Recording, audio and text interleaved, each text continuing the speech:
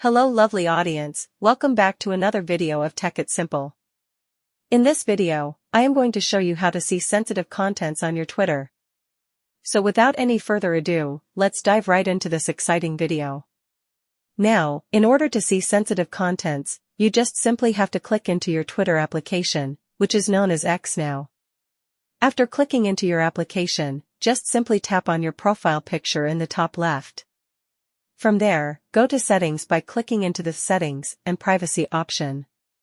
After going into Settings, you will find the Privacy and Safety option. Click into that option. Then, you can see the Content You See option in the third row. Just simply click into that option. After that, you just simply have to enable the Toggle for Display Media that may content sensitive content option. Just simply enable that. And after that, you can see sensitive contents on your Twitter. I hope this video was helpful for you. If yes, don't forget to like, share, and subscribe to the channel to never miss another update. Thank you for watching the video.